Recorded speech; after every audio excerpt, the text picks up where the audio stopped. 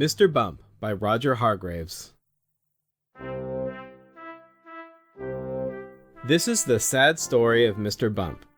The trouble was that Mr. Bump just could not help having little accidents. If there was something for Mr. Bump to bump into, he'd bump into it all right. For instance, if you were to see Mr. Bump out walking down a street in your town, and if there happened to be something to bump into down that street, then you know what would happen, don't you? Bump! Mr. Bump was just the same at home. He lived in an extremely nice home, but even there he couldn't help having those little accidents. For instance, one morning when Mr. Bump went outside his house, he noticed that the chimney pot had come loose in a storm the night before. "I must fix that before it falls off," thought Mr. Bump to himself, and he hurried to his garden shed to fetch a ladder. It was a very long ladder. Mr. Bump walked up the garden path with the ladder on his shoulder. He turned the corner of the garden path. Crash went the living room window. "Oh dear," thought Mr. Bump, and he turned to see what had happened. Crash went the kitchen window behind him. "Oh dear," thought Mr. Bump again, and he rested the ladder against the wall of the house so that he could climb up onto the roof to mend the chimney pot.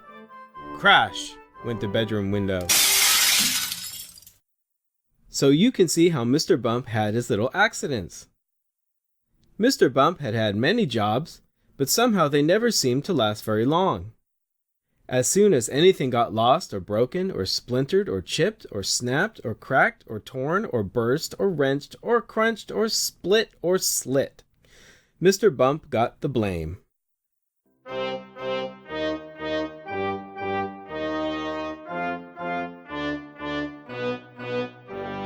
For instance, when Mr. Bump worked on a farm, he tripped over the farm dog and spilt the milk which he was carrying for the farmer's wife, and which the farm cat lapped up.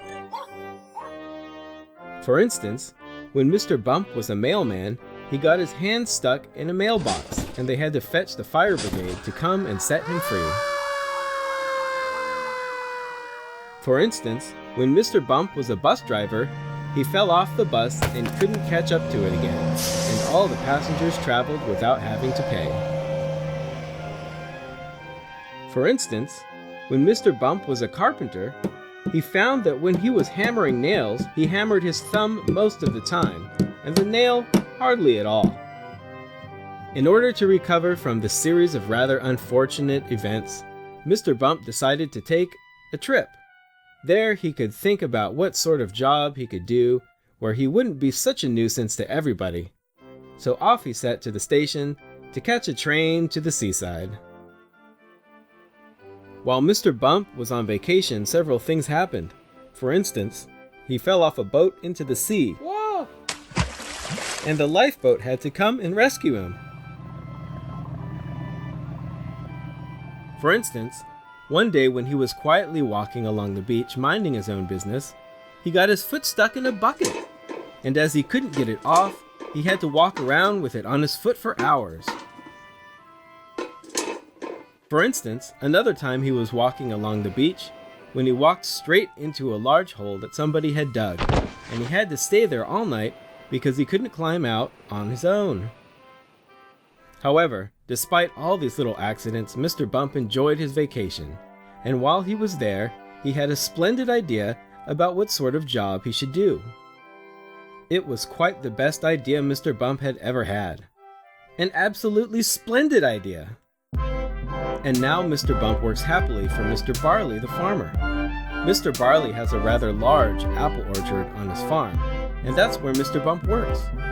Mr. Bump's job is picking apples, but he doesn't use a ladder to climb up the tree to pick the apples like other apple pickers. Oh no, Mr. Bump has a much better way of picking apples than that. He just walks about. And before long, Mr. Bump, being Mr. Bump, walks into a tree. Bump! And down falls an apple, and Mr. Bump catches it. This makes the job of apple picking much easier, and Mr. Bump is very pleased about his new job, and Mr. Barley is very pleased about his new apple picker. So you see, the story of Mr. Bump isn't such a sad story after all. And if you ever bump yourself, you know what to do, don't you? Go and eat an apple picked by Mr. Bump, and then you won't feel your bump at all. You'll remember that the next time you have a bump, won't you? Good.